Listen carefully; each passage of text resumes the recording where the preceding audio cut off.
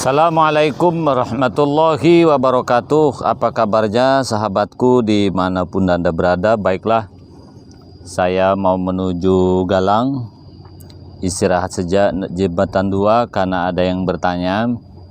Biasalah, karena posisi saya sebagai konsultan dan mediator konflik rumah tangga. Pada kesempatan pagi ini di jembatan 2 Barelang, saya ingin menjawab 2 pertanyaan. Pertama, Pak, setelah murtad bolehkah kembali ke Islam? Itu yang pertama.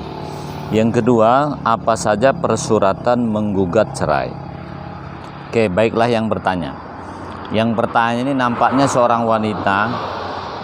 Dia sebelumnya pindah ke agama suaminya, agama Buddha. Kemudian suaminya meninggal dunia. Setelah suaminya meninggal dunia, lalu dia ingin kembali ke Islam. Pertanyaannya, bolehkah setelah murtad kembali ke Islam? Jawaban saya, boleh-boleh saja. Yang tidak boleh itu mempermainkan agama. Maksudnya begini, khusus kepada yang bertanya nih ya. Kita tadinya Islam. Mungkin karena sesuatu dan hal kita terjerumus dengan karena pernikahan pindah ke agama lain. Nanti karena di agama lain dianggapnya tidak nyaman, salah satunya mungkin pasangan meninggal dunia, nanti balik lagi ke Islam. Nah, nanti setelah di Islam mungkin tak nyaman atau ketemu calon suami baru, ya yang sebenarnya agamanya non-muslim, balik lagi ke non-muslim. Nanti dianggap dengan non-muslim tak nyaman lagi, balik lagi ke Islam. Nanti di Islam tak enak lagi, balik lagi ke kafir. Begitu, itu yang tak boleh. Sebenarnya memasuki agama apapun di Indonesia tidak ada paksaan, tergantung hati nuraninya masing-masing. Tetapi yang tidak boleh adalah mempermainkan agama. Jadi jawaban saya kepada yang bertanya, kalau tadi Anda Muslim, tiba-tiba karena menikah dengan suami Buddha dan suaminya telah meninggal dunia, mungkin Anda betul-betul sadar atau terpaksa sadar, silahkan kembali ke Islam, tidak ada masalah. Kembali mengucapkan 2 kalimat syahadat dan mendapatkan kembali sertifikat atau tanda masuk Islam di kantor urusan agama atau lembaga yang disahkan kuat. Tapi saya minta, sekali Islam ya Islam, jangan main-main. Kita orang Islam ini tersinggung juga kalau Anda Muslim pindah agama lain, balik lagi ke Islam, pindah lagi agama lain, seolah-olah agama itu dipermainkan.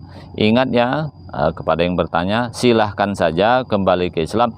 Tapi harapan saya setelah masuk Islam, betul-betul Islam yang baik, Muslim yang kafah, caranya ajari agama itu dengan sebaik-baiknya. Belajar agama itu dengan sebaik-baiknya. Dalam beragama itu bukan cari enaknya saja, enak tidak enak, nyaman tidak nyaman, harusnya tetap Muslim. Jangan pindah agama gara-gara tidak nyaman. Itu jawaban saya kepada yang bertanya.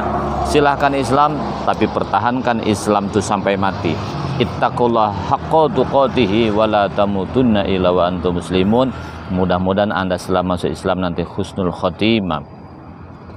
Kemudian ada juga yang bertanya, Pak, apa persyaratan gugat cerai? Ini tentu kayaknya yang menggugat ini suami atau istri ya. Nah, yang pasti pertama bawa KTP, ya, dilengkapi dengan surat keterangan domisili. Yang kedua bawa buku nikah perceraian yang dulu. Artinya yang dulu kan cita cerai itu kan ada buku nikah, itu bawa yang asli. Kalau tidak ada buku nikahnya ya bawa duplikat dibuat oleh Kementerian Agama kalau buku nikahnya hilang. Kemudian bawa juga kakak.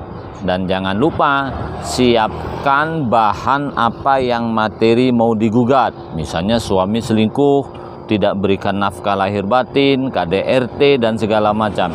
Tidak boleh cerai itu karena saya sudah tidak cinta lagi, Pak. Nah, hakim biasanya menerima saja, tapi belum tentu diputus oleh pengadilan.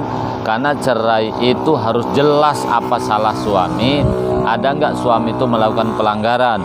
Tidak boleh cerai hanya gara-gara tidak cocok, ya hanya gara-gara tidak cinta. Saudaraku, maka saya jelaskan tentang persyaratan gugat cerai ini, sebenarnya di YouTube saya ini sudah sering saya tayangkan ya sebelumnya. Saya simpulkan kembali: satu, bawa KTP, bawa buku nikah, bawa juga KK, dan juga surat keterangan domisili ya, di mana gugatnya, di mana tempat kita alamat KTP ya, bukan di mana kita tempat menikah. Bisa juga menggugat cerai di alamat istri sekarang nih ada. Kalau misalnya istrinya di Kalimantan, domisilinya sekarang, bisa saja gugatnya di situ. Dan yang terakhir tentunya harus siapkan materi gugatan. Apa alasan cerai? Misalnya suami selingkuh, suami KDRT, tidak memberikan nafkah lahir batin, kemudian suami murtad, suami pemabuk. Tapi alasan-alasan itu harus disiapkan saksinya. Jangan sampai membuat alasan-alasan yang saksinya tidak siap, nanti akan menyulitkan diri kita sendiri ketika sidang di pengadilan. Saya kira itu, mudah-mudahan ada manfaatnya. Cukup sekian, kita sehat selalu. Wassalamualaikum warahmatullahi wabarakatuh.